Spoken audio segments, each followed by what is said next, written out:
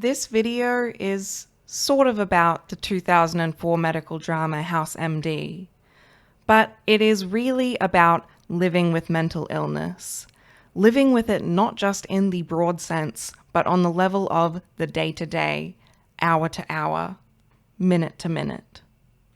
It is also about God. House MD is a show centering on the titular abrasive misanthrope diagnostician Gregory House. He is needlessly rude and a big-time edgelord, and he is also an excellent doctor, because he notices things that other people miss. Each episode will typically present us with a new zany medical mystery that is solved in a tight 45 minutes, or over 2 lots of 45 minutes if it's a special occasion. It's often based on real cases, though the medicine is typically cheesed beyond recognition. There's interpersonal drama sprinkled in, all the doctors have different opinions on the morality of the case, Chase is so fatphobic it's actually insane, Wilson is there, the patient gets cured when House realizes he needs mouse bites to live. It is not a particularly unique show, it is a medical procedural after all, and it's not hard to find medical procedurals. But I personally think that it's the best in its class. It knows exactly what it is. It knows exactly what makes mysteries compelling. It's just excellent television. House, the character, is an addict. He has chronic pain from an infarction in his leg that resulted in muscle death and has developed an attendant addiction to his pain medication, Vicodin. He is also addicted to solving problems. He will do anything to get an answer, in the same way a drug addict will do anything to get well. He will actually choose his addiction to solving problems over his Vicodin addiction if it comes to it. He will choose to solve problems to get answers over nearly anything. This makes him an ideal main character for a show about medical mysteries. This also makes him ill-suited to a life of permanent, unsolvable, chronic pain. I am not well right now. My mental health is not great. This is not unusual for me, and I have been dealing with it for a very long time, so I know I'll come up good in the end, but I am spending a lot of time in bed. So the other week I brought my TV into my bedroom to put House on.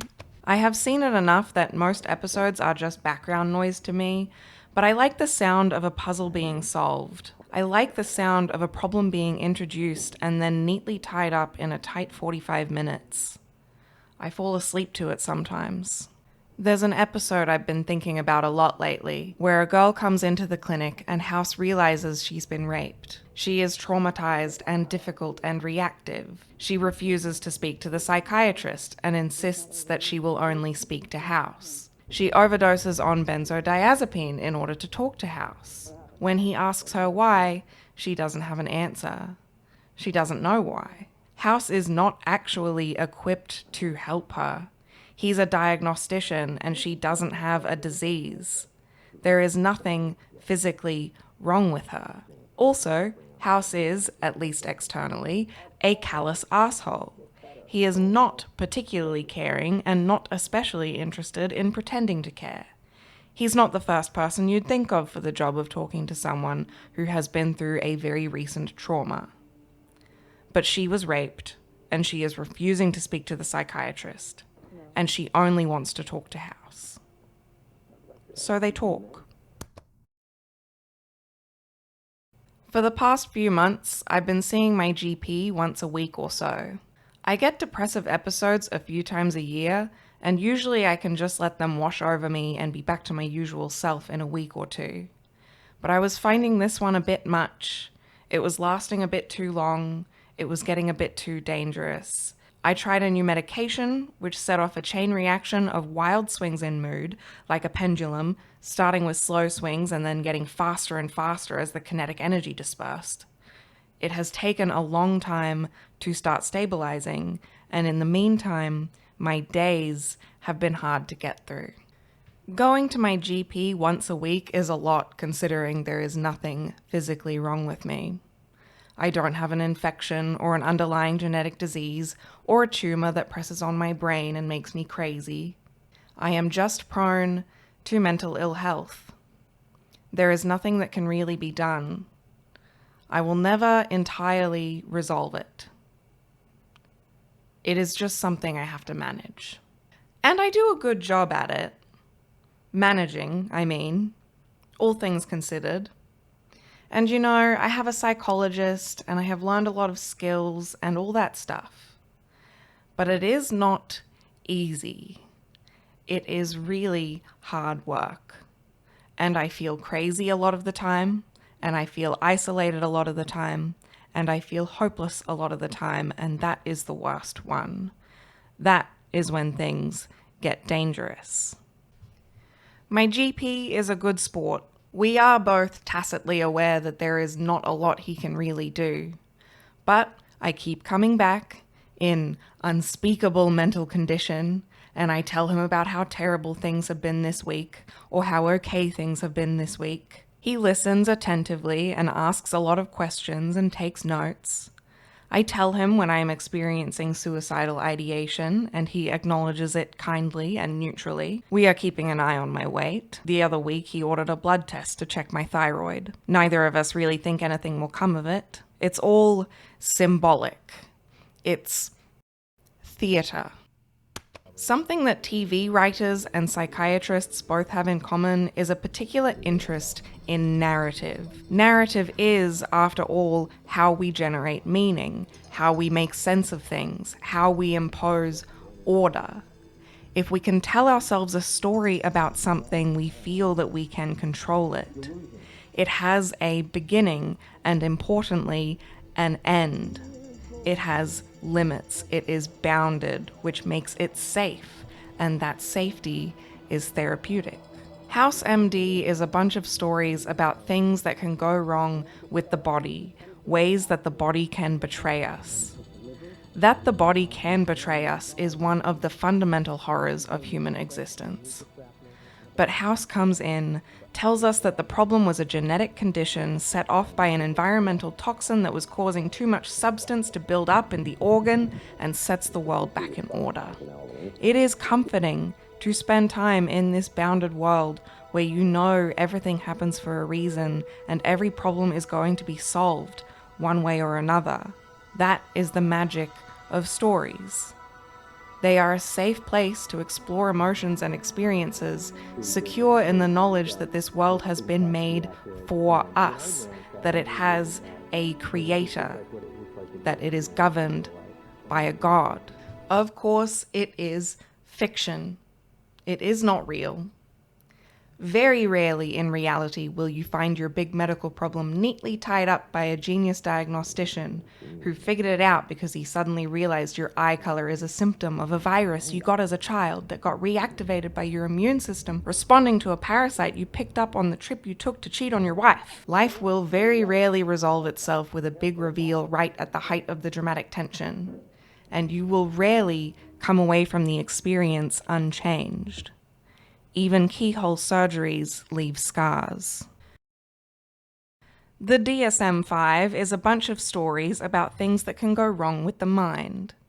That the mind can betray us is one of the fundamental horrors of human existence. A diagnosis is a narrative. It draws boundaries around what we are experiencing, gives us a story to tell ourselves, imposes order.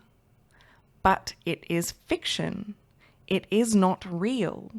It does nothing to solve the problem. It does nothing to stop the suffering. God. That episode of House, the one with the girl who was raped, is an interesting one because it is actually entirely devoid of a big medical mystery to solve. The A-plot is the girl, and there is no mystery there. She does not have an infection or a disease or a tumor. She does not need a diagnostician to figure out what's wrong with her. The conflict is located in the fact that House is the main character of a medical procedural who hasn't been given a problem to solve. He wants to say the right thing, find the right words, give the correct answer. But there are no right words, and there is no solution. She just wants to talk. The B plot is a man who comes into the clinic already carrying a piece of paper with his diagnosis on it. Lung cancer, inoperable. He's dying. No mystery there either. Cameron admits him and tries to give him palliative care, and he refuses it, eventually admitting that it's because he wants her to remember him. He wants something to be different for his being alive. The conflict is that Cameron wants to help. Cameron always wants to help. But this man doesn't want her help. He just wants her to watch him suffering. Most of the time, House is a show about solving problems, about imposing order. But this episode is not like that. This episode is, for once, not about solving problems. It is about what you can do when there is nothing that can really be done. It is about bearing witness. I am not well right now. My mental health is not great. This is not unusual for me, and I've been dealing with it for a very long time, so I know I'll come up good in the end. But it is frightening. It is so unbelievably frightening. That the mind can betray us is one of the fundamental horrors of human existence. But I manage. I have to manage. And I go to my doctor about once a week or so, even though we are both tacitly aware that there is not much that he can really do. And I tell him about how terrible things have been, and he reacts kindly but neutrally when I tell him about suicidal ideation, and we perform our bit of theatre. And I come home and I watch House MD, because it is a world that is bounded and made safe, where everything happens for a reason, every problem has a solution, a world that has a creator, a world that is governed by a god.